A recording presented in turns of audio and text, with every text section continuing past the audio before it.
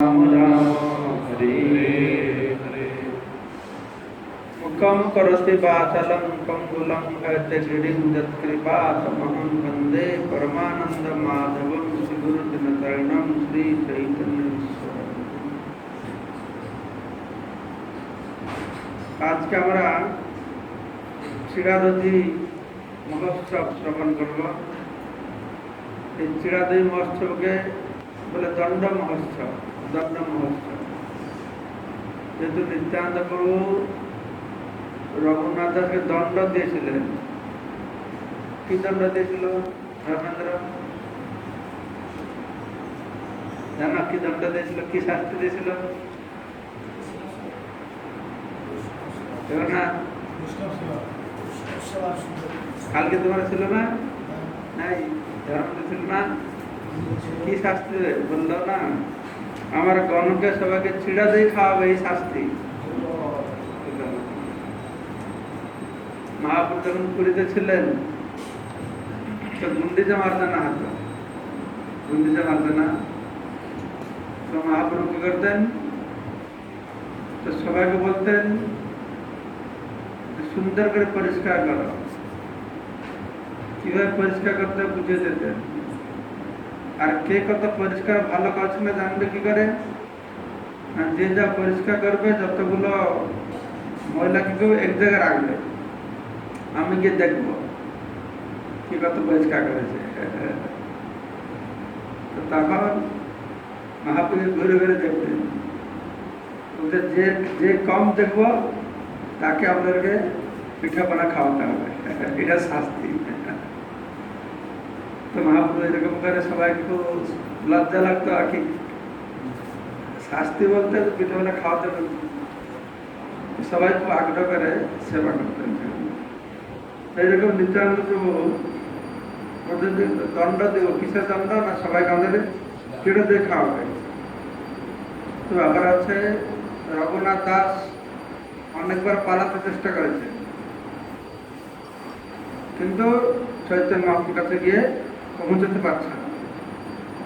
কেননা নিত্যানন্দের কৃপা না হলে সে মহাপুরুষ চরণ কমল লাভ করতে পারবে না। তো আমরা দেখতে পাচ্ছি রঘুনাথ দাস এসে বৈষ্ণব ভোজন দিলেন। এই বৈষ্ণব ভোজনের কত শক্তি! বাংলাদেশে বৈষ্ণব ভোজনের খুব গুরুত্ব আছে। বৈষ্ণবদের খাওয়াবে খুব গুরুত্ব আছে।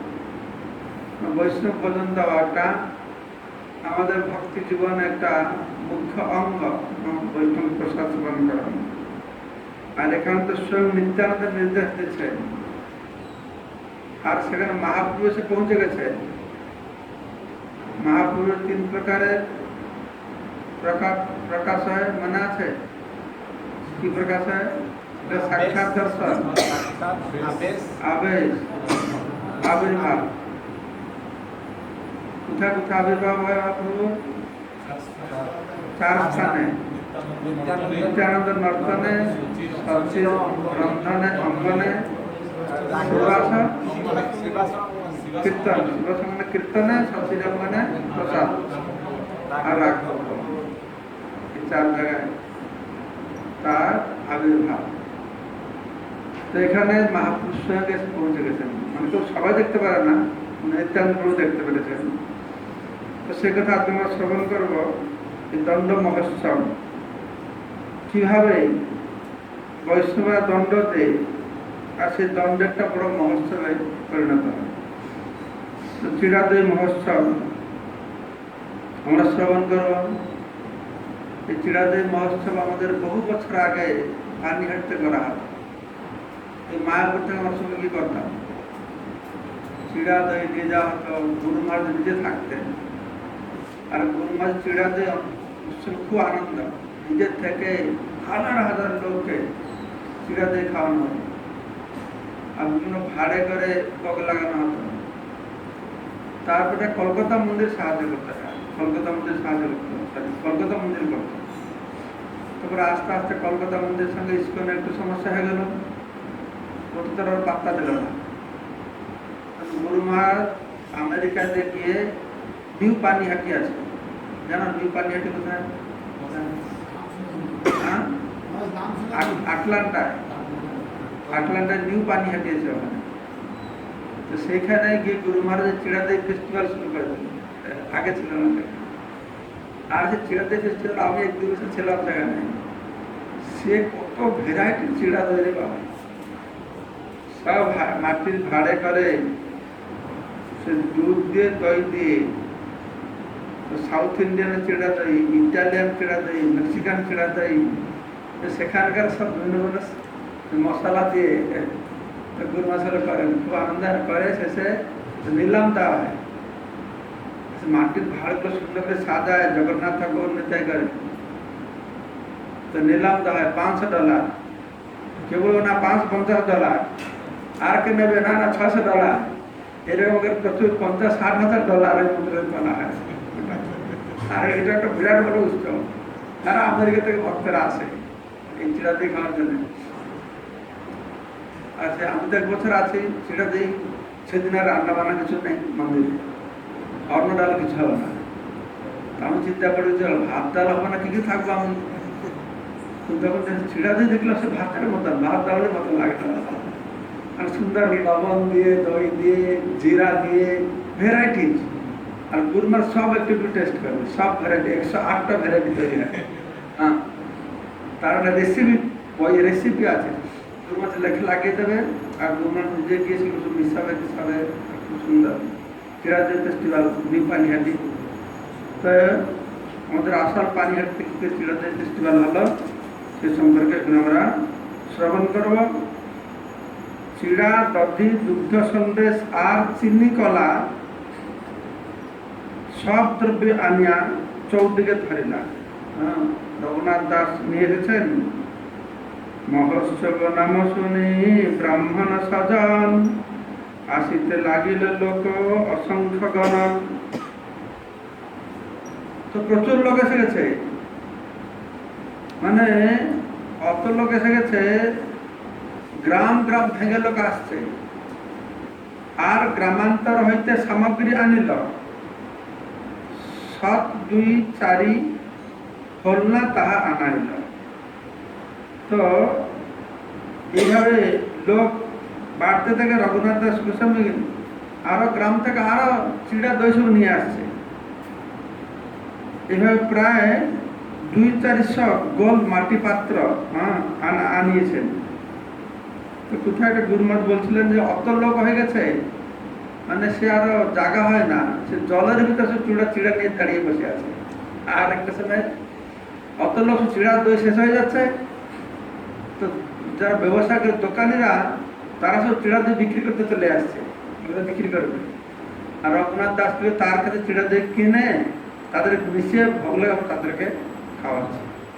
বিরাট উৎসব সেটা। কারা কারা গিয়েছে চিড়া দই উৎসবে? প্রচুর ভিড়, সে হাঁটা যায় না, হাজার হাজার লোক। এখন তো স্থানীয় লোকরা একটু সাহায্য করে, আগে বড় হয়রান করতো আমাদেরকে, বাপরে বাপ। আমি দায়িত্ব ছিলাম তখন, সন্ধ্যা হয়ে গেলে এসে পাড়ার ছেলেগুলো এসে, ক্লাবের ছেলেগুলো আসে, খুব ঝামেলা করতো। এখন একটু শান্ত আছে, নিজের মন্দির হয়ে গেছে, তো ফল নিবেশন করছে তারা। তো বলো চিরদিন ফেস্টিভ্যাল বলো। আর গ্রামান্তর হইতে সামগ্রী আনিল, 7-2-4 হল না তাহা আনাইল। এইভাবে লোক বাড়তে দেখে রঘুনাথ গোস্বামী অন্যান্য গ্রাম থেকে আরো সামগ্রী আনালেন, এবং তিনি প্রায় 200-400 গোল মাটির পাত্র আনালেন। বড় বড় হৃৎকুণ্ডিকা আনাইল 5-7, এক বিপ্র বহু লাগি চিড়া ভিজায় তাতে। তিনি 5-7টি বড় বড় মাটির পাত্র আনালেন, এবং একজন ব্রাহ্মণ সেই পাত্রগুলিতে চিড়া ভেজাতে লাগলেন।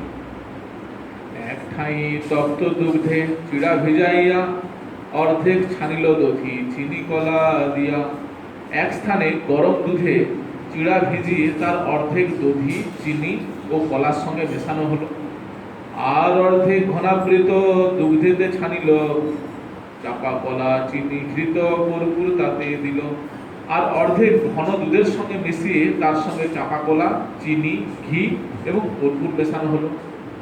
রুটি করি প্রভু যদি মেড়াতে বসিলা, 7 খুন্ডি বিপ্রতা রাগেতে ধরিলা। নিত্যানন্দ প্রভু যখন নতুন ধুতি পরে পেড়ার উপরে বসলেন, তখন 7টি বড় বড় মাটির পাত্র ব্রাহ্মণ তার সামনে রাখলেন। প্রভু তোরা উপরে যত প্রভুর নিজ গণে, বড় বড় লোক বসিলা মণ্ডলী রচনে। চাতালের উপরে শ্রী নিত্যানন্দ প্রভুর নিজজন এবং বড় বড় সমস্ত লোকেরা মণ্ডলী রচনা করে বসলেন। রামানন্দ, সুন্দরানন্দ, দাস গদাধর, মুরারি, কমলাকর, সদাশিব, পুরন্দর। তাদের মধ্যে ছিলেন রামদাস, সুন্দরানন্দ, গদাধর দাস, মুরারি, কমলাকর, সদাশিব এবং পুরন্দর। ধনঞ্জয়, জগদীশ, পরমেশ্বর দাস, মহেশ, গৌরী দাস, গৌর কৃষ্ণ দাস। ধনঞ্জয়, জগদীশ, পরমেশ্বর দাস, মহেশ, গৌরী দাস এবং গৌর কৃষ্ণ দাসও সেখানে ছিলেন। উদ্ধারণ দত্ত আদি যত নিজগণ, উপরে বসিলা সব কে করে গণন। উদ্ধারণ দত্ত ঠাকুর প্রমুখ নিত্যানন্দ প্রভু সমস্ত নিজজনেরা উপরে বসলেন। তাদের সংখ্যা কে গণনা করতে পারে? শুনি পণ্ডিত ভট্টাচার্য যত বিপ্র আইলা, মান্য করি প্রভু সবারে উপরে বসাইলা। সেই উৎসবের কথা শুনে যত ব্রাহ্মণ, পণ্ডিত এবং পুরোহিত এসেছিলেন, নিত্যানন্দ প্রভু তাদের সম্মান প্রদর্শন করে উপরে বসিয়েছিলেন। দুই দুই মৃৎকুণ্ডিকা সবার আগে দিল, এক দুগ্ধ চিড়া আর দধি চিড়া হইল।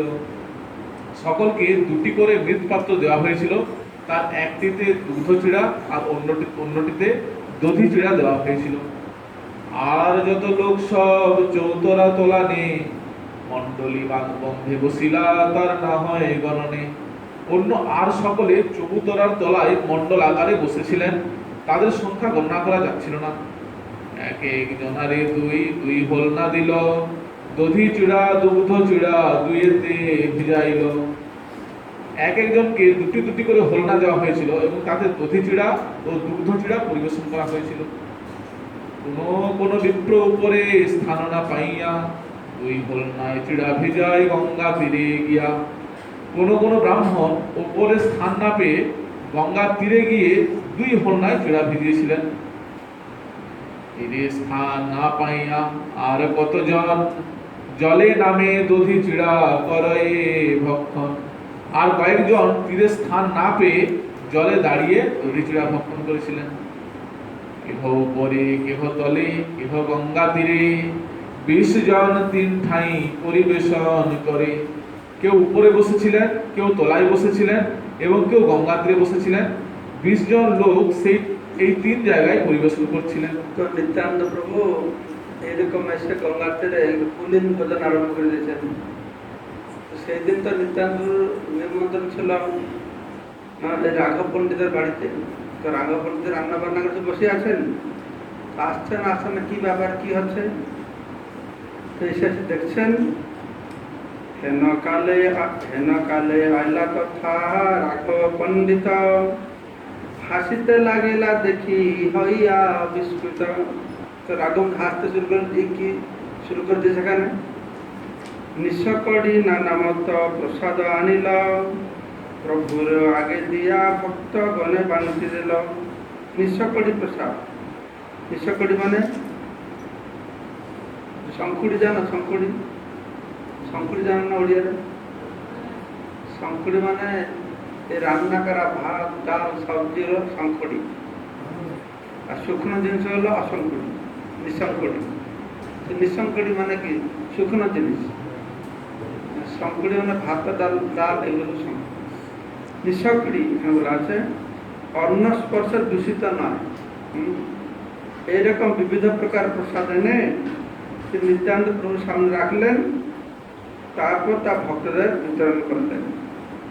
প্রভুরে কহে তোমা লাগি ভোগ লাগাইল, তুমি ইহা উৎসব কর ঘরে প্রসাদ রইল। রাঘব পণ্ডিত বলছেন নিত্যানন্দ প্রভুকে, তোমার জন্য আমি গৃহে এত ভোগ রান্না টান্না করলাম, নিবেদন করেছি, আর তুমি এখানে উৎসব করছো, আর এদিকে আমার ঘরে প্রসাদ রয়েছে। নিত্যানন্দ প্রভু বলছেন, প্রভু কহে এই দ্রব্য দিনে করিয়া ভোজন, রাত্রে তোমার ঘরে প্রসাদ করি মু ভক্ষণ। এই সমস্ত দ্রব্য দিনের বেলা এখানে ভোজন করে, রাত্রে গিয়ে তোমার বাড়িতে আমি প্রসাদ ভক্ষণ করি। তো নিত্যানন্দ বলছেন যে আমাকে এইরকম খাবার খেতে ভালো লাগে। কেন ভালো লাগে না, গোপ জাতি আমি বহু গোপগণের সঙ্গে আমি সুখ পাই এই কুলীন ভোজন রঙ্গে। জাতিতে আমি গোপ, তাই গোপদের সঙ্গে নিয়ে এইভাবে নদীর তীরে কুলীন ভোজন করতে আমার খুব আনন্দ লাগে। তো মহাপ্রভু কোন জাতে ছিলেন? নিত্যানন্দ কোন জাতে ছিলেন? হ্যাঁ, ব্রাহ্মণ। সেখানে বলছে গোপ জাতি ছিলাম। কখন একটা তো মহাপ্রভু ছোটবেলা নিমাই কার বাড়িতে খেতে খেয়েছেন, ওই যে এসছে, ওই যে আসলে ওটা ব্রাহ্মণ এসেছিল না, খাচ্ছিল, তো ব্রাহ্মণ এসে বাল গোপাল, তো তাকে বলছে আরে কোন জাতির ব্রাহ্মণ, কি হয় কি ঠিক নাই, তুমি খাচ্ছ রাতে, যে কি আছে, যদি ব্রাহ্মণ থেকে যদি গোয়াল যদি খায় তার কোন জাত যায় নাকি? তো ওটা ছোট ছেলেটা কি বলছে বুঝতে পারে না। এখানে বলছে যেহেতু নিত্যান্ত বলরাম ভাবে তখন বলছেন গোপ জাতি আমি বহু গোপগণের সঙ্গে আমি সুখ পাই এই পুরীন ভজনের রঙ্গে। রাঘবে বসাইয়া দুই কুন্ডি দেওয়াইলাম, রাঘব দ্বিবিধ চিড়া তাতে ভিজাইলাম। তখন রাঘব পণ্ডিত বসেছেন, তুই বসে এখানে বসে, একটা দুটো পাত্র দিয়েছেন, তো রাঘব পণ্ডিত চিড়া ভেজাতে শুরু করেছেন। সকল লোকের চিড়া কি কি এটা লিখে গেছে বইতে, চিড়া কি সকল লোকের চিড়া পূর্ণদেবে হইল, ধ্যানে তবে মহাপ্রভুরে প্রভু মহাপ্রভুরে আনিল। সবাই চিড়া যখন প্রস্তুত হয়ে গেছে, এইভাবে যখন সকলকে পরিবেশন করা হয়ে গেল, তো নিত্যানন্দ ধ্যানে এসে চৈতন্য মহাপ্রভুকে দিয়ে দিচ্ছে। তো তখনকার সময়ে এই পরিবেশনটা সিস্টেম ছিল, কারা কোথায় বসবে, সিনিয়ররা কোথায় বসবে, জুনিয়ররা কোথায় বসবে। আর যখন পরিবেশন হলে যেন আমাদের পাতায় বললে আমরা খাওয়া শুরু করে দিই নাই, সবাই একসঙ্গে খাবো। একে উড়িয়াতে কি বলে, পঙ্গত বলে, পঙ্গত।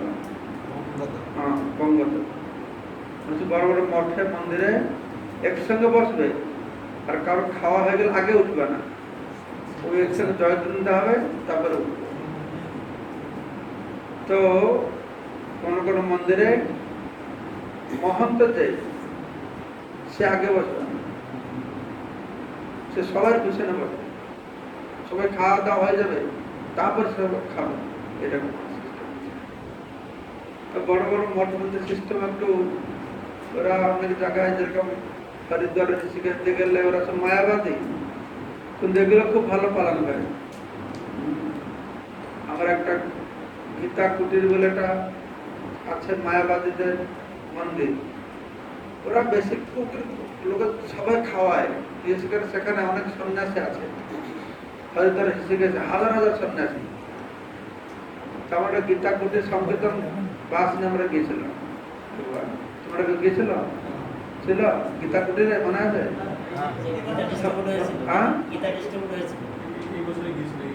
এই বছর গিয়েছিল, তখন আমি যখন গিয়েছিলাম আমার সঙ্গে গিয়েছিল, কেউ নাই মানে এখানে, মনে ছিল?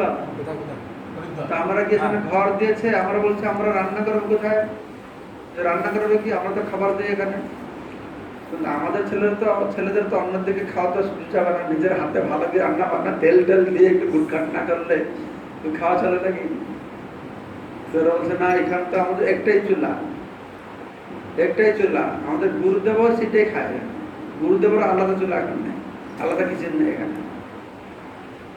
আর যখন সে খাবার পরিবেশন করছে, আমি দেখছি আর বাসি ডেরাডুন রাইস, সবার কাছে ঘি দিচ্ছে, সবজি দিচ্ছে, দুধ দিচ্ছে, ফল দিচ্ছে, সব সন্ন্যাসী, 450 সন্ন্যাসী, দণ্ডী সন্ন্যাসী আসে গেছে। আর সবাইকে খাওয়ার পরে যে গুরুদেব এসে সবাইকে 20 টাকা দক্ষিণা দেন, এরকম সিস্টেম আছে। তারপরে সন্ন্যাসীগুলো তাদের তো বেশি বেঙ্গল থাকে, তারা আসলে সব গৃহস্থ, ঘর বাড়ি থাকে, আর ওইখানে কাপড় চোপড় চেঞ্জ করে স্বামী স্তম্ভ নিয়ে ঘুরে, আর তাদের কাজ আছে জায়গা থেকে যে খাবে, খাওয়াটা বড় ব্যাপার নয়, এই দক্ষিণাটা কালেকশন করে। সবাই সেরকম নয়, ভালো রয়েছে, তাদের এইরকম অনেকটা আরেকটা। তো এটা সিস্টেম একটা ছিল আগে, শিষ্টাচার ছিল, সবাই একসঙ্গে বসবে আর একসঙ্গে উঠবে। তো সবাইকে দিয়ে দিয়ে মহাপ্রভু, তখন মহাপ্রভুকে ডেকেছেন, নিত্যানন্দ প্রভু মহাপ্রভুকে ডেকেছেন ধ্যান ধ্যান। মহাপ্রভু যখন এসে গেছেন, মহাপ্রভু আইলা দেখি নিতাই উঠিলা, তারে লয়া সবার চিড়া দেখিতে লাগিলা। তো মহাপ্রভু এসে গেছেন পুরী থেকে, পুরীতে ছিলেন।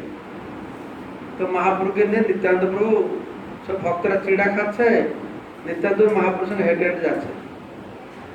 তো কেউ মহাপ্রভুকে দেখতে পারছে না, কিন্তু নিত্যানন্দ প্রভু মহাপ্রভুকে দেখতে পারছেন, সঙ্গে সঙ্গে যাচ্ছেন। তখন কি করছেন, সকল কুণ্ডির হোলনাথ চিড়ার এক এক গ্রাস। তো নিত্যানন্দ প্রভু প্রতিটি পাত্র থেকে এক একটা গ্রাস চিড়া নিয়ে মহাপ্রভুর মুখে দেন, করি পরিহাস। তো নিত্যানন্দ প্রভু পরিহাস করতে করতে মহাপ্রভুর মুখে চিড়া দিচ্ছে। তো লোকেরা তো মহাপ্রভু দেখতে পাচ্ছে না, তো নিত্যানন্দ প্রভু দেখছে, এই চিড়াটা করে হাড়ি থেকে নিচ্ছে, দিচ্ছে, কোথাও উদা হয়ে যাচ্ছে। তারা দেখছে মহাপ্রভু দেখতে পারছে না। তো মহাপ্রভু হেসে হেসে খাচ্ছে। হাসি মহাপ্রভু আর এক গ্রাস লইয়া, তার মুখে দিয়া খাওয়ায় হাসিয়া হাসিয়া। তো মহাপ্রভু সেরকম হাড়ি থেকে গ্রাস নিয়ে নিত্যানন্দ মুখে দিতে লাগলেন, ও হাসতে হাসতে তাকে তা খাওয়াতে লাগলেন।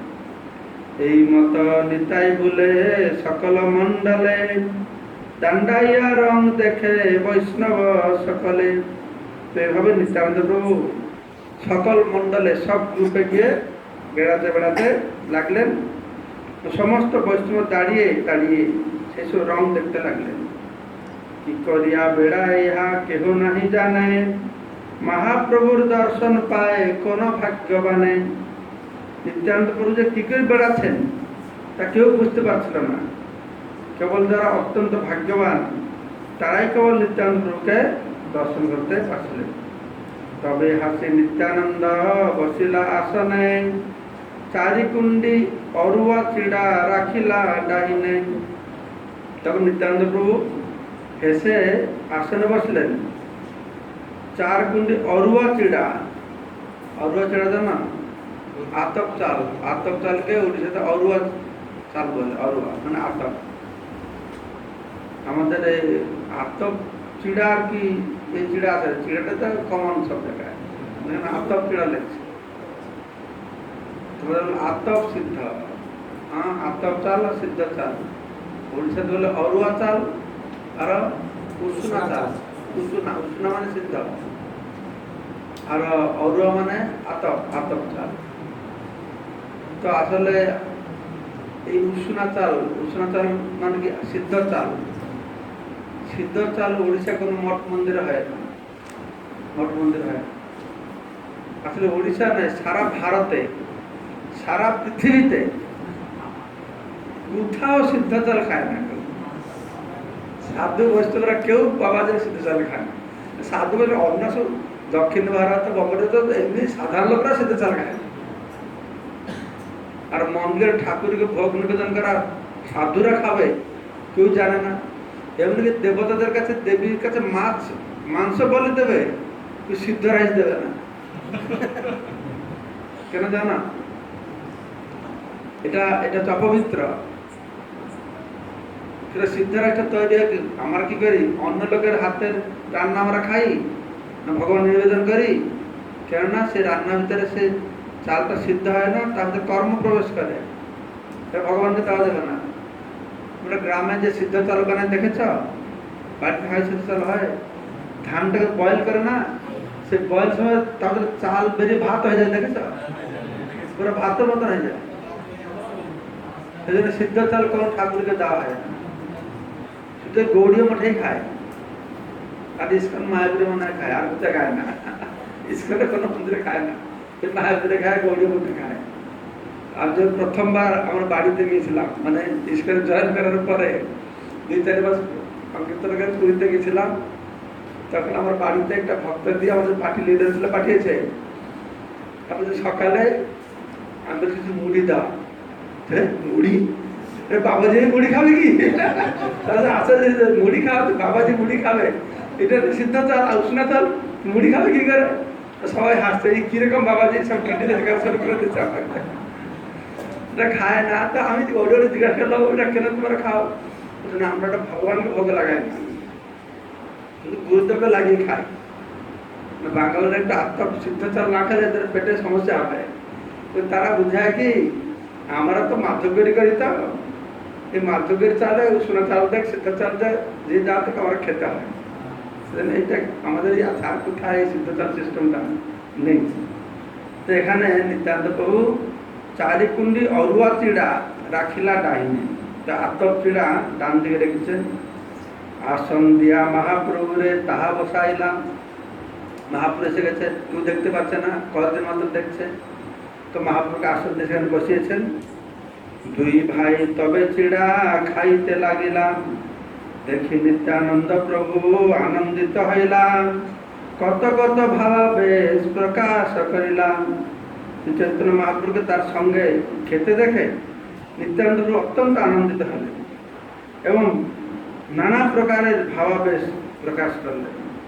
আর তখন সব প্রস্তুত হয়ে গেছে, নিত্যানন্দ প্রভু বসে গেছেন, মহাপ্রভু এসে গেছেন, সব ভক্তের চিড়া নিয়ে রেডি। তখন আদেশ দিয়েছেন খাবার জন্য। আজ্ঞা দিলা হরি বলি করহ ভজন, হরি হরি ধ্বনি উঠি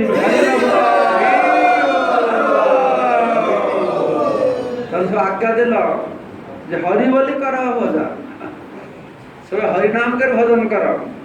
আর যখন আজ্ঞা হয়ে গেছে সবাই আগে বসে আছে, কখন আজ্ঞাটা হবে। আর সবাই তখন উচ্চস্বরে হরি হরি বলে ধ্বনি করছে, সারা ভুবন একদম হরি জমতে হারে গেছে। হরি হরি বলি বৈষ্ণব করে ভজন, পুলিন ভজন সবার হইল স্মরণ। তো হরি হরি বলে বৈষ্ণব সব ভজন করতে লাগলেন। তখন সকলে যমুনার তীরে গোপসখাদের সঙ্গে কৃষ্ণ বলরামের পুলিন ভোজনের কথা তাদের মনে আসলো। নিত্যানন্দ প্রভু কৃপালু উদার, রঘুনাথের ভাগ্যে এত কইলা অঙ্গীকার। তো চৈতন্য মহাপ্রভু নিত্যানন্দ প্রভু অত্যন্ত কৃপালু আর উদার। রঘুনাথ দাসের পরম ভাগ্যের ফলে তারা তার কাছ থেকে কত কিছু গ্রহণ করলেন। বৈষ্ণবরা ভিক্ষা করে, তো বৈষ্ণবরা ভিক্ষা করে তাদের কল্যাণের জন্য নয়, বৈষ্ণবরা ভিক্ষা করে যে দিবে তার কল্যাণের জন্য। তো সেই জন্য ভগবান জন্য এবং আমরা যে ভিক্ষা করি তাতে জীবের কল্যাণ হয় জানতে হবে। সেই জন্য আমাদেরকে লজ্জা করা উচিত না। অনেক সময় লোকেরা লজ্জা করে চাইতে, ডোনেশন চাইতে। তো আমি আমার তো ভিখারি, ভিখারি লজ্জা পায় নাকি? লজ্জা পায় কারা কারা? আমার কি ধনী? আমার তো ভিখারি, তো আমাদের চাইতে লজ্জা পাবো কেন? আমি তো ডোনেশন চাইতে লজ্জা পাই না। আমি সবসময় বলি দাও।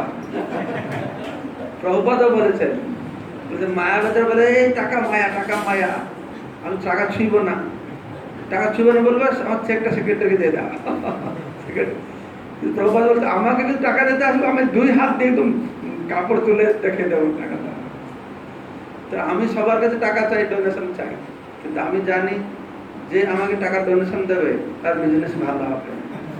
হ্যাঁ, অনেক লোক বলে আমাকে অনেক মায়াপুরে, অনেকে ভক্তরা বলে আমি মায়াপুরে ডোনেশন দিলে আমার ভালো উপার্জন হয়। তো ভগবানকে যে ডোনেশন দেবে তার কোনো অভাব থাকবে না। তাই আমরা যে কারোর থেকে টাকা নিয়ে ভগবান সেবায় লাগাচ্ছি, আমরা ভিখারি, কিন্তু ভিখারির মতো নিম্ন হতে হবে না।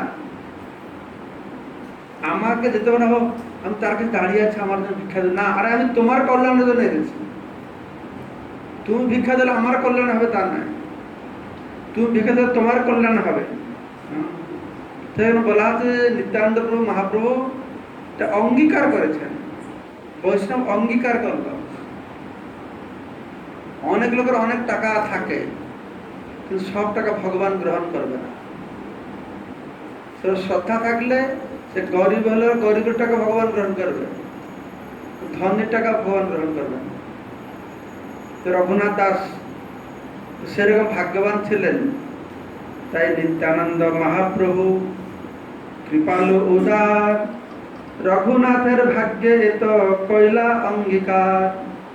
তো রঘুনাথের সৌভাগ্য ফলে তো তার এই ভিক্ষা তারা গ্রহণ করছে। নিত্যানন্দ প্রভাব কৃপা জানিবে কোন জন, মহাপ্রভু আনি করায় পুলিন ভোজন। তো নিত্যানন্দ প্রভুর প্রভাব এবং কৃপা কে জানতে পারে? তার এমন ভাব প্রভাব, তিনি চৈতন্য মহাপ্রভুকে আনিয়ে গঙ্গার তীরে তিনি পুলিন ভোজন করিয়েছিলেন। শ্রীরাম দাসাদি গোপ প্রেমাবিষ্ট হইলাম, গঙ্গা তীরে যমুনা পুলিন জ্ঞান কইলাম। তো রামদাস প্রমুখ সবাই অন্তরঙ্গ ভক্ত ছিল, যারা গোপবালক ছিল, তারা গঙ্গার তীরকে যমুনা পুলিন বলে মনে করলেন। তো এইভাবে বলছে, এখানটা বলছে, মহোৎসব শুনি পসারি নানা গ্রাম হইতে, চিড়া দধি সন্দেশ কলা আনিল বেচিতে। মহোৎসব আছে, তো সব দোকানটা এসে দোকান পেতে দিচ্ছে চিড়া দই সন্দেশ কলা বিক্রি করার জন্য। আর সেগুলো কি করছে? যত দ্রব্য লয়া আসে সব মূল্য করি লয়। তো যত চিড়া দই সব নিয়ে আসে, তো মূল্য করে রঘুনাথ দাস সেগুলো খরিদ করেন। আর খরিদ করে কি করে? তার দ্রব্য মূল্য দিয়া তাহারে খাওয়ায়, আবার তাকে অফেরে তাকে পরে খাওয়ায়।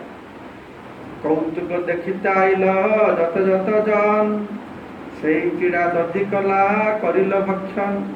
তো মজা দেখতে অনেক লোক আসতো, আর সবাইকে এরকম দধি চিড়া কলা খাওয়াতে। বলো তারপরে। ভোজন করি নিত্যানন্দ আচমন কইলা, চারিকুণ্ডির অবশেষ রঘুনাথে দিলা। ভোজন করে নিত্যানন্দ প্রভু আচমন করলেন এবং রঘুনাথ দাসকে সে চারটি কুড়ির অবশিষ্ট দিলেন। নিত্যানন্দ প্রভু চেয়ে দিচ্ছেন, বলছিল না, নিত্যানন্দ প্রভু খুশি হয় তার চরণ কমল মাথায় স্থাপন করছেন, তাকে চরণটা টানতে হচ্ছে। নিত্য প্রসাদ সেবাকে ডেকে দেখেন তুমি না। বাংলাদেশে কি করে?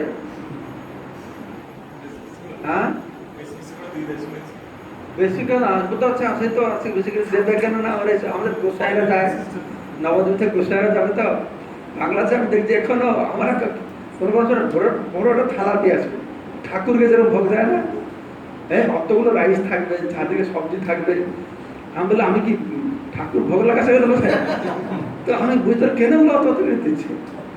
তো শেষে বুঝলাম যে দিচ্ছে এই জন্য না, গোসাইরা যায় এখান থেকে, গোসাইরা খাবে, আর সব চেলা চামড়া তো প্রসাদ পাবে, এই সিস্টেমটা ওদের আছে। ও হাতে হাতে দেবে।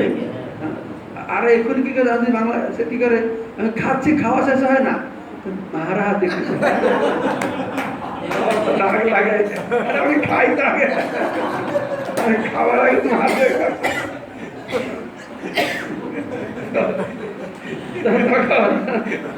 রঘুনাথ দাসকে দেখে তিনি নিজস্ব খুশি হয়, তার প্রসাদ দিয়েছেন, খুশির প্রসাদ দিয়েছেন। আর তিনি কুণ্ডিকায় অবশেষ ছিল, গ্রাসে গ্রাসে করি বিপ্র সব ভক্তি দিল। তারপরে আর তিনি কুড়িয়েতে যাচ্ছিল, তখন এক ব্রাহ্মণ সঙ্গে ভক্তদেরকে দিয়েছে। তারপরে পুষ্পমালা বিক্রয় আনি প্রভু গলে দিল, চন্দন আনিয়া প্রভুর সর্বাঙ্গে লেপিল। তারপর এক ব্রাহ্মণ একটি পুষ্পমালা এনে নিত্যানন্দ প্রভুর গলায় দিলেন এবং তার সর্বাঙ্গে চন্দন লেপন করলেন। সেবক তাম্বুল নইয়া করে সমর্পণ, হাসিয়া হাসিয়া প্রভু করে চর্বণ। একজন সেবক তাম্বুল এনে নিত্যানন্দ প্রভুকে দিলেন এবং হেসে হেসে নিত্যানন্দ প্রভু তার চর্বণ করলেন। তো এটাই বিধান ছিল, বয়স্করা গৃহে আসবে। আমি মায়াপুরেও দেখি, যখন জয়েন করলাম, বিভিন্ন ডিপার্টমেন্ট ডাকতো, বিপিটি ডাকতো খাওয়ার জন্য, আমাদের সংকীর্তন ভক্তকে তখন আমাদের খাওয়াইতে হবে, তারপর চেয়ারে বসাতো, মালা চন্দন দিত, এটা সিস্টেম ছিল। আরো এখানে সেবক তাম্বুল দিল। তাম্বুল মানে কি? पान तो नित्यानंद पान कहते हैं। तो भगवान को पान भोग देওয়া হয়।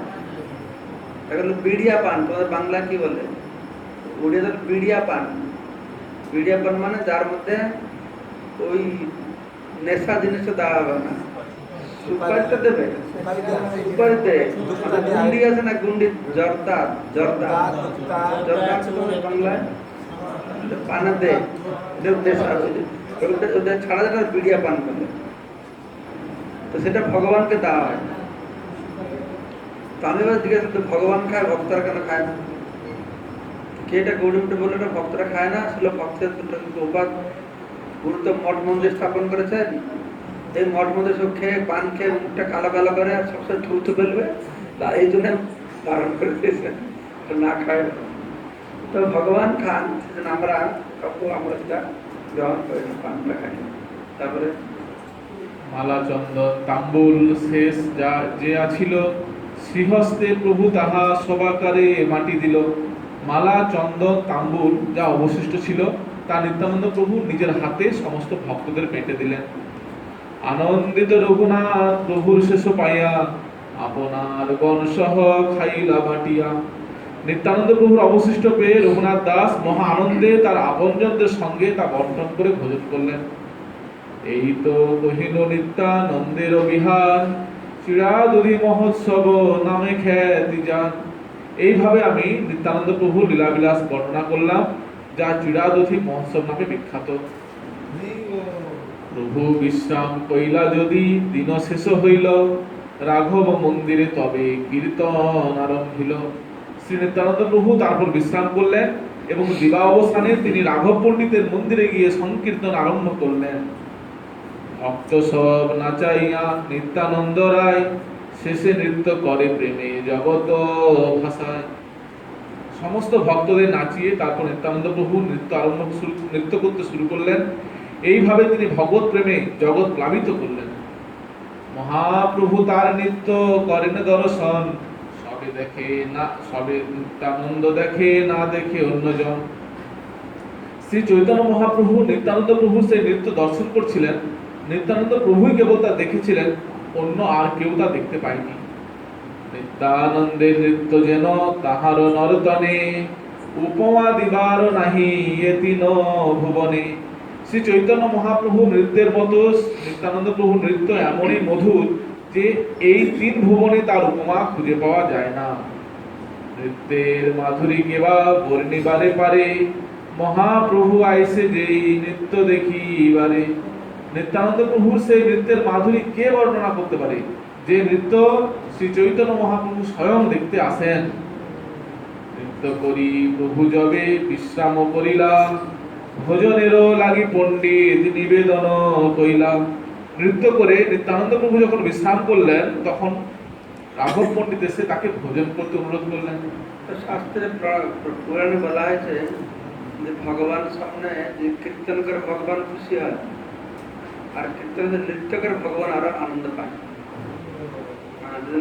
বলা আছে একাদশী দিন সন্ধ্যাবেলা ভক্তরা গিয়ে বিভিন্ন অঙ্গভঙ্গি করে কীর্তন করবে, অঙ্গভঙ্গি করে দেখিয়ে, তাতে নাকি ভগবান আরো খুশি হয়।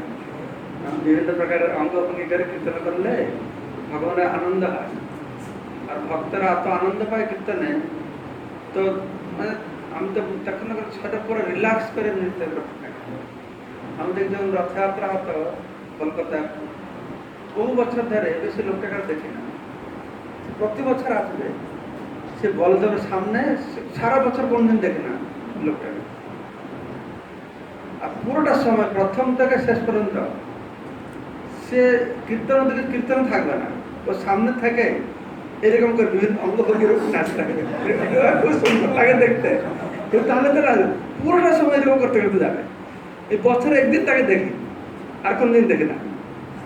এখন তো রথটা পালাটা গেল নাকি এরকম। তো তারপর পুরাণে বললাম যে লেখা আছে যে সন্ধ্যাবেলা গিয়ে একাদশী তিথিতে অঙ্গভঙ্গের ভগবান সামনে নৃত্য করলে ভগবান প্রীতি দিলাম। ভোজনে বসিলা প্রভু নিজ গণ লইয়া, মহাপ্রভুর আসন ডাহিনে পাতিয়া। নিত্যানন্দ প্রভু তার পার্শ্বদের নিয়ে ভোজন করতে বসলেন এবং তার ডান দিকে শ্রী চৈতন্য মহাপ্রভুর জন্য একটি আসন পাতলেন। মহাপ্রভু আসি সেই আসনে বসিল, দেখি রাঘবের মনে আনন্দ বাড়িল। শ্রী চৈতন্য মহাপ্রভু তখন সেখানে এসে সেই আসনে বসলেন এবং তা দেখে রাঘব পণ্ডিতের আনন্দ বর্ধিত হলো। দুই ভাই আগে প্রসাদ আনিয়া ধরিলা, সকল বৈষ্ণব পিছে পরিবেশন কইলা। রাঘব পণ্ডিত প্রসাদ এনে দুই ভাইয়ের সামনে রাখলেন এবং তারপর অন্য সমস্ত বৈষ্ণবদের পরিবেশন করলেন। নানা প্রকার পিঠা পায়স দিব্য সাল্যান্ন, অমৃত নিন্দয় হয়েছে বিবিধ ব্যঞ্জন। তিনি নানা প্রকার পিঠা পায়স, শালি ধানের দিব্য অন্ন এবং অমৃতকে নিন্দা করে এমন সমস্ত ব্যঞ্জন পরিবেশন করলেন। রাঘব ঠাকুরের প্রসাদ অমৃতেরও সার, মহাপ্রভু যাহা খাইতে আইসে বারবার। পাক করি রাঘব যাবে ভোগ লাগায়, মহাপ্রভুর লাগি ভোগ পৃথক বাড়য়। রাঘব পণ্ডিত ভগবানকে যে ভোগ নিবেদন করতেন তা ছিল অমৃতের ধার, অমৃতের সার, এবং সেই প্রসাদ খেতে মহাপ্রভু বারবার সেখানে আসতেন। রন্ধন করে রাঘব পণ্ডিত যখন ভোগ নিবেদন করতেন তখন তিনি মহাপ্রভুর জন্য পৃথকভাবে ভোগ বাড়তেন। প্রতিদিন মহাপ্রভু করেন ভোজন, মধ্যে মধ্যে প্রভু তারে দেন দর্শন। প্রতিদিন মহাপ্রভু সেই ভোগ ভোজন করতেন এবং মাঝে মাঝে তিনি রাঘব পণ্ডিতকে দর্শন দিতেন। দুই ভাইয়ের রাঘব আনি পরিবেশে, যত্ন করে খাওয়ায় না রহে অবশেষে। দুই ভাইকে এনে রাঘব পণ্ডিত পরিবেশন করতেন, যত্ন করে খাওয়াতেন এবং তারাও এমন পরিপাটি করে খেতেন যে তাদের পাতে কোনো অবশিষ্ট থাকতো না। কত উপহার আনে হেন নাহি জানে, রাঘবের ঘরে রাধে রাধা ঠাকুর। কত উপহার আনে হেন নাহি জানি, রাঘবের ঘরে রাধে রাধা ঠাকুরানী। তিনি যে কত উপহার আনতেন তা আমি জানি না। রাঘব পণ্ডিতের ঘরে শ্রীমতী রাধারানী স্বয়ং রন্ধন করতেন। দুর্বাসার ঠাঁই দেহ পাইয়াছেন বর, অমৃত হইতে পাক তার অধিক মধুর। শ্রীমতী রাধারানী দুর্বাসা মুনির কাছে বর পেয়েছিলেন যে তিনি যা রান্না করবেন তার স্বাদ অমৃতের থেকেও মধুর হবে। রাধারানী ছোট ছিলেন, তখন তিনি ছোটবেলা থেকে কৃষ্ণের মূর্তি নিয়ে পূজা করতেন, খেলা করতেন। তো তার বান্ধবীদেরকে দিয়ে কৃষ্ণটা কোলে রেখে খেলা করছেন। দুর্বাসা মুনি এসেছে। দুর্বাসা মুনি আসতে তাকে তো ভয়ঙ্কর রূপ দেখে সব সঙ্গে চলে গেছে, কিন্তু রাধারানী যায় না। তো রাধারানী করে বলছেন যে তুমি আমাকে যে পায়েস দুর্বাসা মুনি বলছেন পায়েস রান্না খাও। রাধারানীর সঙ্গে সঙ্গে গিয়ে নাকি চিনি সব চাল দিয়ে আমার কাছ থেকে এনে পায়েস রান্না করে দিয়েছিল। আর দুর্বাসা মুনি সে পায়েস খেয়ে অত খুশি হয়েছিলেন, রাধারানীকে আশীর্বাদ দিয়েছিলেন যে তোমার হাতে রান্না যে খাবে সেটা খুব মধুর সুন্দর লাগবে, তার আয়ু বাড়বে আর শক্তিও বাড়বে। সেজন্য রাধারানীর হাতে রান্না তো ঠিক না, দুর্বাসার আশীর্বাদে সে তো এমনি রাধারানীর হাতে রান্না ভালো। কিন্তু এইটা কি হলো, যেটা লীলা করলো, পরবর্তী সময় এটা সবাই জেনে গেল। রোজে দুর্বাসা মুনি আশীর্বাদ দিয়েছে রাধারানীকে, তার হাতে রান্না খুব সুস্বাদু হবে, যে খাবে শরীরে ভালো থাকবে, দীর্ঘায়ু হবে। তো এই অজুহাতে যশোদা মাতা কি করতেন, প্রতিদিন রাধারানীকে ডাকতেন। শাশুড়ি জটিলাকে বলে তোমার বৌমাকে একটু পাঠাও, আমার ছেলেটার শরীরটা ভালো নাই, রান্নাটা কিন্তু দুর্বাসা মুনি বরপ্রাপ্ত হয়েছে, রান্না টান্না করে দেবে। তো ওই ফাঁকে রাধারানী এসে সুন্দর করে রান্না করে ভগবান কৃষ্ণকে খাওয়াতেন। তো সেখানে বলেছে দুর্বাসার ঠাঁই দেহ পাইয়াছেন বর, অমৃত হইতে পাক তার অধিক মধুর। সুগন্ধি সুন্দর প্রসাদ মাধুর্যের সার, দুই ভাই তাহা খাইয়া সন্তোষ অপার। সুগন্ধি সুন্দর সে প্রসাদ ছিল, মাধুর্যের সারাতি সার। দুই ভাই তা খেয়ে অসীম তৃপ্তি লাভ করতেন। ভজনে বসিতে রঘুনাথে কহে সর্বজন, পণ্ডিত কহে ইহ পাচ্ছে করিবে ভজন। তো সবাই বলছে রঘুনাথকে বসবার জন্য, ভক্তরা সব বলছে, রাঘব বলতে না না না ও পরে বসবে। তো সবাই এরকম করে খুব প্রসাদ খাওয়াইছে, খুব পেট ভরসার প্রসাদ খেয়েছে। ভক্তগণ আকণ্ঠ ভরিয়া করিল ভজন, হরিধ্বনি করি উঠি কইলা আচমন। সব আনন্দ বারে। তো মহাপ্রভু মুভমেন্টটা আন্দোলনটা হয়নি কি নাচ গা ভক্ত সঙ্গে সংকীর্তন বড়ই বড়ই মধুর মহাপ্রভু বচন। তো মহাপ্রভু আন্দোলন হচ্ছে ভজন কর আর ভোজন করো, বাস আর কিছু নেই। এই কীর্তন করো আর খাও, কীর্তন করো আর খাও। মহাপ্রভু যখন পুরীতে ছিলেন এই সারাদিন এটাই হতো। কিন্তু মহাপ্রভু এত দৃঢ় বিশ্বাস সেটাকে প্রচার করতে চাইছেন। জীবনের অন্তিম লক্ষ্য হচ্ছে শুধু কীর্তন করা। তাই আমাদের জীবনের সেই স্তরে পৌঁছাতে হবে। কি করে ভগবানের কাছে নামের প্রতি আমার আসক্তি হবে। আমার প্রচারের জন্য বিভিন্ন কার্য করতে হচ্ছে, গুরুদেবের সন্তুষ্টি বিধানের জন্য, ভগবানের প্রীতি বিধানের জন্য। কিন্তু জীবনের লক্ষ্য রাখতে হবে কি না কীর্তন যেন করবে। তা আমার খুব ভালো লাগে, তোমরা কীর্তন খুব ভালোবাসো। রোজ যখন আসি, বাড়ি থেকে আসি, আমার মনে হয় তো ভিতরে ভক্ত ভরা, যেখানে 4-5 জন বসে আছে আর এরকম কীর্তন করছে, সে পুরো কামছে সব জায়গায়। তো সবাই এই কীর্তন উপরে গুরুত্ব দেবে, সময় পেলে কীর্তন করবে, খুব ভালো। তো আমাদের ট্রাইবাল ভক্তরা ভালো সুন্দর দঙ্গা হারমোনিয়াম কীর্তন শিখে গেছে, আমাদের খুব আনন্দ লাগছে। আচ্ছা কোন দিন তাকে ছেড়ে দেবো, গিয়ে শুধু জঙ্গল যাচ্ছে কীর্তন করে করে বেড়াবে। কি ধর্মেন্দ্র, ঠিক আছে? ভালো করে কীর্তন শেখে নাও, মৃদঙ্গ শেখে নাও, তারপরে গিয়ে ট্রাইবাল গ্রামে গেলে শুধু কীর্তন করে বেড়াবে। তাহলে মহাপ্রভু আর কিছু করতে হবে না, এই কীর্তন করতে করতে ভগবত ধামে তোমার চলে যাবে। মহাপ্রভু এটাই দিয়েছেন নাকি? আর কিছু করার দরকার নেই, আর কিছু দরকার নেই। অন্তিম আমাদের এটাই হরিনাম, এটাই করতে হবে। আমার প্ল্যান ছিল এই এপ্রিল মাসে যাওয়ার ছিল, যে কিছু ভক্ত নিয়ে আমি ত্রিপুরাতে যত গ্রামে গ্রামে যাব।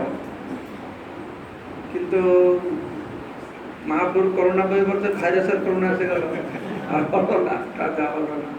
তো অপেক্ষা করছে কবে সৌভাগ্য হবে আমার জঙ্গলে জঙ্গলে গিয়ে এরকম হরিনাম করবো। তারপরে কোথায় গেল? হ্যাঁ, ভোজন করি দুই ভাই কইলা আচমন, রাঘবাণী পড়াইলা মাল্য চন্দন। ভোজন করে দুই ভাই আচমন করলেন এবং রাঘব পণ্ডিত তখন তাদের মালা পরালেন এবং চন্দন লেপন করলেন। বিড়া খাওয়াইলা কইলা চরণবন্দন, ভক্তগণে দিলা বিড়া মাল্য চন্দন। রাঘব পণ্ডিত তাদের পান খেতে দিলেন এবং তাদের শ্রী পাদপদ্ম বন্দনা করলেন। তিনি ভক্তদেরও পান, মালা এবং চন্দন দিলেন। এই বিড়া বললাম না, বিড়িয়া লেখা আছে বিড়া। বিড়িয়া মানে কি তাদের এই গুন্ডিটা নেই, যে জর্দা জর্দা এই জিনিস থাকে, তাহলে বিড়িয়া পান বল, বিড়া পান বল। রাঘবের কৃপা রঘুনাথের উপরে, দুই ভাইয়ের অবশিষ্ট পাত্র দিলা তারে।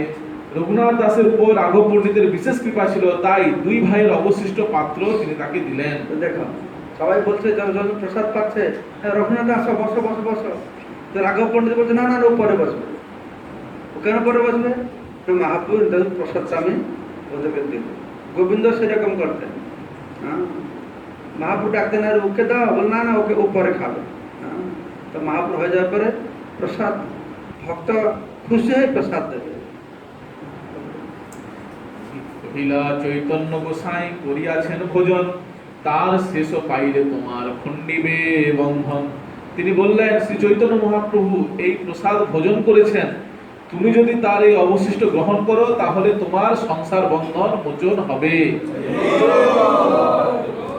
ভক্ত চিত্তে ভক্ত গৃহে সদা অবস্থান, কহু গুপ্ত কহু ব্যক্ত স্বতন্ত্র ভগবান। পরমেশ্বর ভগবান সর্বদাই ভক্তের হৃদয়ে অথবা ভক্তের গৃহে অবস্থান করেন। কখনো তিনি নিজেকে লুকিয়ে রাখেন, আবার কখনো তিনি নিজেকে প্রকাশ করেন, কেননা তিনি সম্পূর্ণরূপে স্বতন্ত্র। সর্বত্র ব্যাপক প্রভুর সদা সর্বত্র বাস, ইহাতে সংশয় যার সেই যায় না। পরমেশ্বর ভগবান সর্বব্যাপক এবং তিনি সর্বত্র বিরাজ করেন, সে বিষয়ে যে সন্দেহ করে তার সর্বনাশ হয়। তো ভগবান হচ্ছেন সর্বব্যাপক, পরমাত্মার তিনি সর্বত্র রয়েছে। ভগবান যেখান সেখান প্রকাশিত হতে পারেন। তিনি আমরা দেখতে পারছি না, সব জায়গায় আছে। ঠিক যেন একটা কাঠের ভিতরে আমরা আগুন দেখতে পারি, কাঠের ভিতরে আগুন রয়েছে। তো ভগবান সর্বত্র রয়েছে, প্রতিটি জীবের হৃদয়ে রয়েছে। ঈশ্বর সর্বতানাং হৃদয় অর্জুন তিষ্ঠতি। হে অর্জুন, ভগবান ঈশ্বর প্রতিটি হৃদয়ে রয়েছে। আরেকটা শ্লোক আছে, সর্বস্ব অহংতে সন্নিবিষ্ট মতস্ফূর্ত জ্ঞানমতম। প্রতিটি জীবের হৃদয়ে ভগবান রয়েছে। তারপরে সাধব হৃদয় অহম সাধুনাং হৃদয় তো অহম। সাধুরা আমার হৃদয়ে রয়েছে, আমি সাধুদের হৃদয়ে রয়েছি। তখন বলা আছে ভগবান তো সবার হৃদয়ে রয়েছে, তো সাধুদের হৃদয়ে কি বৈশিষ্ট্য আছে? ভগবান সবার হৃদয়ে রয়েছেন, ভগবান সাধুদের হৃদয়ে রয়েছে, কি পার্থক্য আছে? হ্যাঁ, সবার হৃদয় থেকে অনুমন্ত উপদ্রষ্টা পরমাত্মার উপর থেকে কাজে ব্যস্ত, কি করছে দেখছে।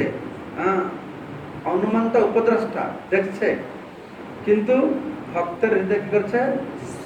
কি এটা শ্লোক আছে, ভক্তের হৃদয়টা সতত বিশ্রাম। গোবিন্দ কহে নামার বৈষ্ণব পরাণ, বৈষ্ণব হৃদয়টা সতত বিশ্রাম। ভক্ত চিত্তে ভক্ত গৃহে সদা অবস্থা। তো ভগবান ভগবান সর্বত্র অবস্থান করেছে, সর্বত্র অবস্থান করে তিনি অনুমন্ত উপদ্রষ্টা, কিন্তু ভক্তের গৃহেতে কি তার হৃদয়ে কি সর্বদা বিশ্রাম। কভুগুপ্ত কভুব্যক্ত স্বতন্ত্র ভগবান। তো ভগবান স্বতন্ত্র, কভু তিনি গুপ্ত অবস্থায় থাকছেন, কভু ব্যক্ত অবস্থায় রয়েছেন। তিনি চিন্ময় জগতে তার অপ্রকট লীলা সবসময় চলছে। এই ধরাধামে প্রকট লীলা করছেন, তার সবিশেষ রূপ রয়েছে, নির্বিশেষ রূপ রয়েছে। তিনি সর্বব্যাপক, তাই তিনি হলেন ব্রহ্ম। ব্রহ্ম মানে কি? ভগবান দেহ নির্গত এটা ব্রহ্মজ্যোতি। ব্রহ্ম মানে বৃহৎ, ব্রহ্ম মানে যার মধ্যে সব কিছু হতে গেল ব্রহ্ম, বৃহৎ। সর্বব্যাপক বিষ্ণু, বিষ্ণু মানে সর্বব্যাপক, তিনি সর্বব্যাপক, সর্বত্র ব্যাপক প্রভু, সদা সর্বত্র বাস। ইহাতে সংশয় যার সেই যায় না। রাতে নিত্যানন্দ প্রভু গঙ্গা স্নান করিয়া সেই বৃক্ষ মূলে বসিলা নিজ গণ লইয়া। সকালবেলা গঙ্গা স্নান করে নিত্যানন্দ প্রভু তার পার্শ্বদের নিয়ে সেই বৃক্ষ মূলে বসলেন। রঘুনাথ আসি কইল চরণ বন্দন, রাঘব পণ্ডিত দ্বারা কইলা নিবেদন। অধম পামর মুই হীন জীবাধম, মোর ইচ্ছা হয় পাই চৈতন্য চরণ। পামন হইয়া যেন চাঁদ ধরিবারে চায়, অনেক যত্ন কইনু তাতে প্রভু সিদ্ধ নয়। যতবার পালাই আমি গৃহাদি ছাড়িয়া, পিতা মাতা দুই মোরে রাখয়ে বাঁধিয়া। তোমার কৃপা বিনা কেহ চৈতন্য না পায়, তুমি কৃপা কইলে তারে অধমেহ পায়। অযোগ্য মুই নিবেদন করিতে করি ভয়, মোরে চৈতন্য দেহ গোসাই হইয়া সদয়। মোর মাথে পদ ধরি করহ প্রসাদ, নির্বিঘ্নে চৈতন্য পাই কর আশীর্বাদ। এইভাবে তারপরের দিন নিত্যানন্দ প্রভু গঙ্গাতে থেকে স্নান করে গাছের গোড়ে বসে আছেন। রঘুনাথ আসি কইল চরণ বন্দন করে, চরণবন্দনে রাঘব পণ্ডিতের মাধ্যমে নিবেদন করছেন। তো কি ভাব নিয়ে বৈষ্ণবদের কাছে যেতে হবে? অধম পামরময়ী হীন জীবাধম। আমি অধম, আমি পামর, আমি জীবের মধ্যে অধম সব থেকে। তো মহাপ্রভু এসেছেন কৃপা করবার জন্য, জীবকে উদ্ধার করবার জন্য, কৃপা করবার জন্য। তো এই কৃপার জন্য কি যোগ্যতা দরকার? মহাপুরুষ কৃপা পেতে হলে অনেক বড় তপস্বী হতে হবে, যোগী হতে হবে, না ত্যাগী হতে হবে, না কি গুণ থাকলে মহাপুরুষ তাকে কৃপা করবে? কাকে মহাপুরুষ কৃপা করবে? না যে সব থেকে পথই কামর, তাই না? তো আমি একদিন পাঠে বলেছি যে মহাপুরুষ যে বেশি পথি, যে পাপী তাকে বেশি কৃপা করবে। তো ক্লাসে এসে একটা ছেলে বলছে, তাহলে মহারাজ কালকে থেকে আমি তাহলে বেশি পাপ করি, তাহলে যদি বেশি পাপ করবো তাড়াতাড়ি কৃপা পাবো। যে আরে আমাদেরকে পাপী হতে হবে, পতিত হতে হবে? হ্যাঁ, আমরা পতিত হয়ে আছি। ও বলছে কালকে তাহলে আমি পতিত হবো, তাহলে তার মানে কি মনে করছে আমি এখন পতিত নয়? যখন বলছে তাহলে কালকে থেকে আমি পতিত হই, তাহলে বেশি পাপ করি, আমার তো এখন পাপ না। তো ব্যাপার হচ্ছে কি, এরা অত সম্ভ্রান্ত করে জন্ম লাভ করেছে, এইরকম ভাব। এইরকম না যে ভগবান কুন্তিদেব বলছে না, জন্ম ঐশ্বর্য সুত শ্রী এতমান মদপুমা নৈবহর্তি কিঞ্চন গোচর। যারা সম্ভ্রান্ত করে জন্ম হয়েছে, যাদের অনেক টাকা পয়সা রয়েছে, যারা পণ্ডিত, যারা সুন্দর, তারা আমাকে পাবে না, তারা পাবে না। তাহলে ধনী লোকেরা তো কোথায় যাবে? যারা সুন্দরকে ভগবান পাবে না, যার টাকা পয়সা ভগবান পাবে না, হ্যাঁ, অম্বরীশ প্রভু ভগবান পাবে না, অনেক টাকা পয়সা আছে না, কিন্তু তাদের সব আছে, কিন্তু থেকেও এই ভাব অধম পামরময়ী হীন জীবাধম। নাটক নয়, লোক দেখানো নয়, তাদের অনুভবের কথা বলে। তারা বুঝতে পেরেছে এই জন্ম ঐশ্বর্য শ্রী এসব ব্যর্থ, এটা আমাকে বড় করার কোনো যোগ্যতা নয়। আমি সব থেকে অধম, সব থেকে পতিত। বরঞ্চ ধন সম্পদ টাকা পয়সা সে বেশি অধম, সে বেশি পতিত। যাদের টাকা পয়সা নেই তারা বরঞ্চ একটু ভালো, শ্রদ্ধা আছে, সম্মান আছে, টাকা পয়সা পাণ্ডিত্য সৌন্দর্য আছে, তারা আরো বেশি উদ্ধত, তাদের দুর্ভাগ্য বেশি। কিন্তু তাদের মধ্যে অত টাকা পয়সা ধন সম্পদ থাকা সত্ত্বেও, সৌন্দর্য থাকা সত্ত্বেও, যেইভাবে অনুগত মনোভাব নিতে পারে, মোর ইচ্ছা হয় পাং চৈতন্য চরণ। তিনি সাহস করে মহাপ্রভুর কাছে না গিয়ে নিত্যানন্দ প্রভুর কাছেও যাচ্ছেন না, রাঘব পণ্ডিতকে বলছেন। তো নিজে নিজে চিন্তা করছেন যে আমি চৈতন্য মহাপ্রভুর চরণ পেতে চাই। আরে চৈতন্য মহাপ্রভুর চরণ প্রাপ্ত হলে কি যোগ্যতা, কত মহান হতে হবে, কত শ্রেষ্ঠ হতে হবে। আমি কোথায়, মহাপ্রভুর চরণ কোথায়? আর তিনি নিজেকে বলছেন আমি বামন হয়ে যেন চান্দ ধরিবার চাই। আমার এই যে ইচ্ছা মহাপ্রভুর চরণ কমল লাভ করি, এটা বামন হয়ে আমি চাঁদ ধরবার জন্য চেষ্টা করছি। অনেক যত্ন কইনু তাতে কবু সিদ্ধ নয়। অনেক রকম চেষ্টা করেছি। শান্তিপুরে গেলাম, মহাপ্রভু বললেন না মরকট বরেকে দেখানো, ফিরে যা, ঘরে থাকো।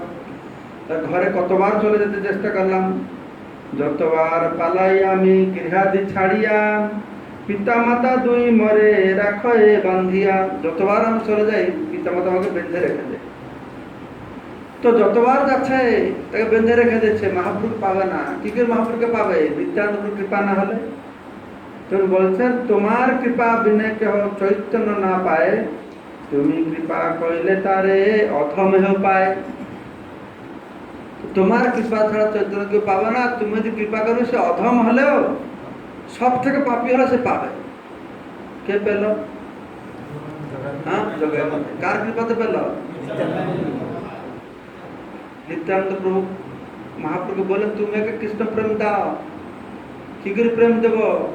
এতে কোনো গুণই নেই। নিত্যানন্দ কি বলল?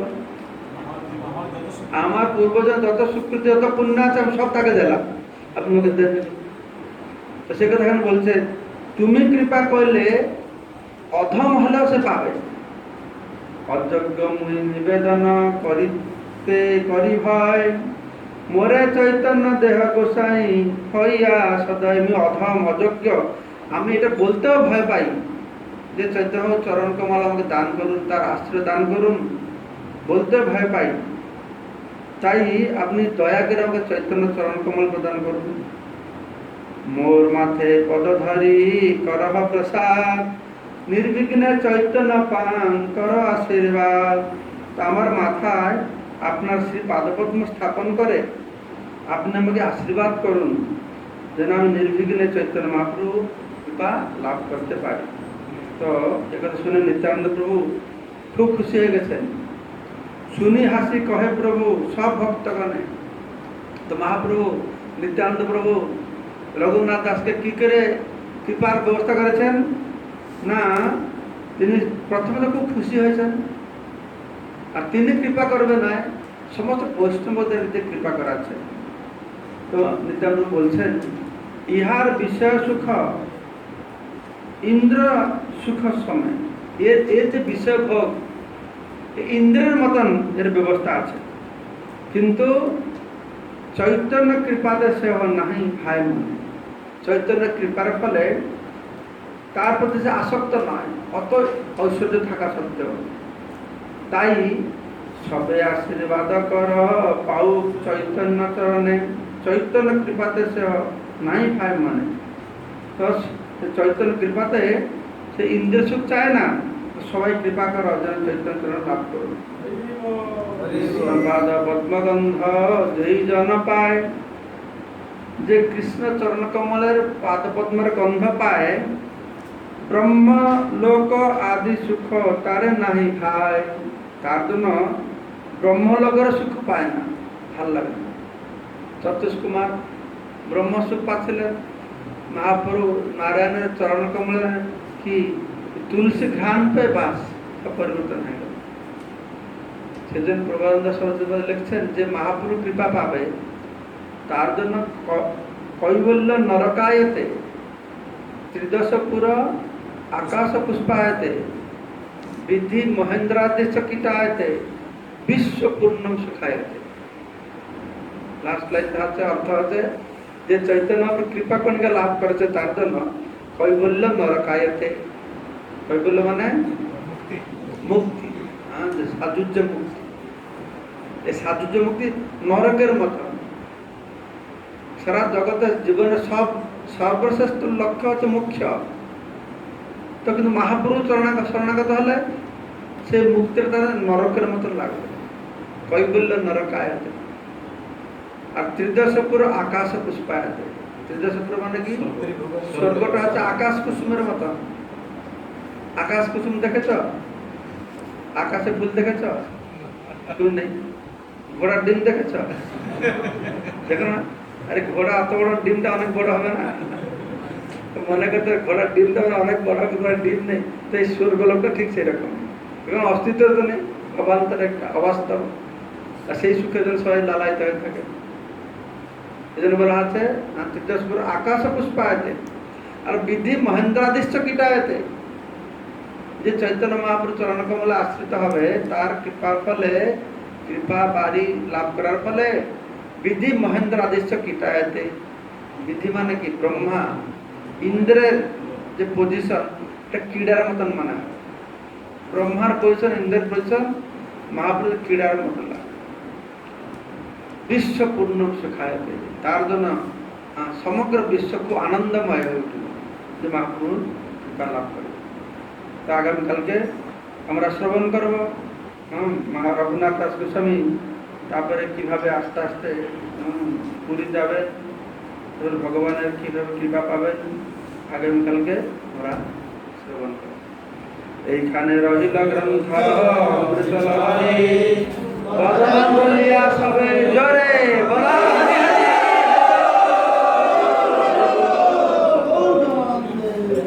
হরে কৃষ্ণ, হরে কৃষ্ণ।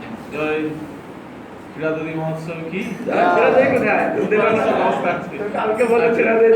আচ্ছা, সকলের জন্য ক্রীড়াদী প্রসাদের ব্যবস্থা আছে, সকলে প্রসাদ নিয়ে যাবেন। তো ভগবানকে ভোগ লাগানো হয়েছে।